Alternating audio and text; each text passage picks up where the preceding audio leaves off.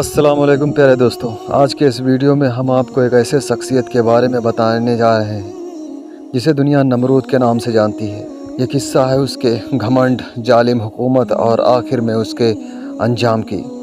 نمرود کا واقعہ ہم سب کو ایک اہم سبق سکھاتا ہے۔ تو دوستوں، آخر تک اس ویڈیو کو دیکھیے اور جانیے ایک تکبر بھری زندگی کا انجام کیا ہوتا ہے۔ نمرود کا اصلی نام نمرود تھا اور وہ ایک بادشاہ تھا جو بابل کا حکمران تھا۔ وہ اپنے وقت کا سب سے طاقتور بادشاہ مانا جاتا تھا۔ نمرود نے اپنے آپ کو صرف ایک بادشاہ نہیں بلکہ اپنے آپ کو خدا کہنے کی حد تک تکبر میں ڈوب گیا تھا۔ نمرود کا دعویٰ تھا کہ اس کی حکومت صرف زمین پر نہیں بلکہ آسمان پر بھی تھی۔ نمرود ایک عظیم شہر بابل کا حکمران تھا جو آج کے عراق میں ہے۔ اس نے اپنے دور میں اتنی طاقت اور دولت اکٹھا کر لی کہ لوگ اس سے ڈرنے لگے تھے۔ نمرود نے اپنی دولت، سوچ اور تکبر کے چلتے خود کو خدا ماننے کا دعویٰ کر دیا۔ اس کے اس دعوے کے بعد وہ لوگوں سے کہتا تھا کہ صرف اس کی عبادت کی جائے اور اس کے آگے جھکا جائے۔ نمرود کا وقت ایسا تھا جب حضرت ابراہیم علیہ السلام نے اپنے دعوت کا آغاز کیا تھا۔ حضرت ابراہیم علیہ السلام نے ایک اللہ کی عبادت کا پیغام دینا شروع کر دیا جو نمرود کو بالکل پسند نہیں آیا۔ نمرود نے حضرت ابراہیم علیہ السلام کو اپنے محل میں بلایا اور ایک دلچسپ گفتگو شروع ہوئی۔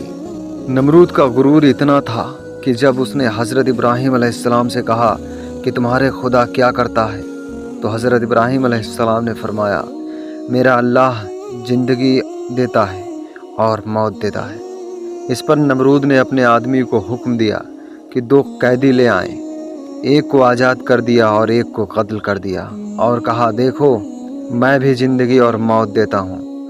اس پر حضرت ابراہیم علیہ السلام نے پھر کہا، میرا اللہ سورج کو مشرق سے نکالتا ہے، اگر تو خدا ہے تو اسے مغرب سے نکال کر دکھا۔ نمرود حیران اور لاجواب ہو گیا اور پھر غصے سے بھر گیا۔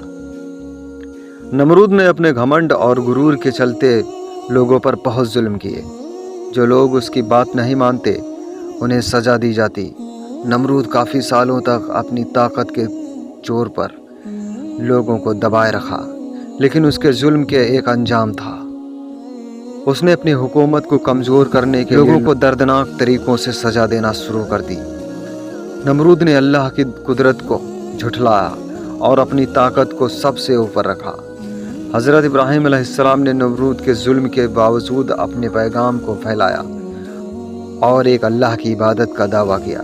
اللہ تعالیٰ نے نمرود کے تکبر اور گھمنڈ کا ایک چھوٹا سا امتحان لیا جو اس کی زندگی کا سب سے بڑا سبق بن گیا۔ اللہ تعالیٰ نے ایک چھوٹا سا مچھر بھیج دی جو نمرود کے ناک کے راستے اس کے دماغ تک پہنچ گیا۔ مچھر کا درد اتنا شدت والا تھا کہ نمرود پاگل ہو گیا۔ نمرود نے اپنے طبیبوں سے علاج کروایا لیکن کچھ کام نہیں آیا۔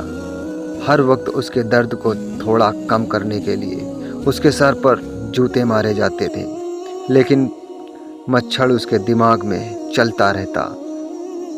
آخرکار وہ درد سے مر گیا اور اللہ نے اس کے گھمنڈ کا انجام دنیا کے سامنے رکھ دیا۔ نمرود کا انجام سب کے لیے ایک مثال بن گیا۔ اس کا تکبر اور خودی کے سامنے اس کا ذلیل ہونا ایک سبق ہے۔ جو شخص اللہ کی قدرت کو جھٹلاتا ہے اس کا انجام نمرود جیسا ہوتا ہے۔ نمرود کی موت دنیا کے لیے ایک مثال بن گئی۔ یہ واقعہ ہم سب کو یہ سکھاتا ہے کہ کسی بھی صورت میں اللہ کے سامنے سبھی کو غرور اور تکبر نہیں کرنا چاہیے۔ یہ سبق ہے کہ دنیا کی کوئی بھی طاقت اللہ کی قدرت کے سامنے کچھ بھی نہیں کر سکتی۔ نمرود کا واقعہ اسلام کے اہم سبق ہے۔ اس قصے سے ہم یہ سبق لیتے ہیں کہ کبھی بھی اللہ کی قدرت کو جھٹلانا نہیں چاہیے۔ تکبر اور غرور کا انجام ہمیشہ برا ہوتا ہے۔ اللہ جب کسی کو ذلیل کرنا چاہتا ہے تو ایک چھوٹی سی مچھر بھی اس کا انجام بنا سکتے ہیں۔ حضرت ابراہیم علیہ السلام کی بات ماننے سے ہمیں یہ سیکھنے کو ملتی ہے کہ ایک اللہ پر ایمان رکھنا سب سے زیادہ ضروری ہے۔ تو میرے پیارے دوستوں، نمرود کا واقعہ ہم سب کے لیے ایک مثال ہے۔ یہ واقعہ صرف ایک کہانی نہیں بلکہ ہمیں اپنی زندگی، اپنی اصلیت کو سمجھنے کا پیغام دیتا ہے۔ اللہ کی قدرت کے آگے دنیا کی ہر چیز بیکار ہے۔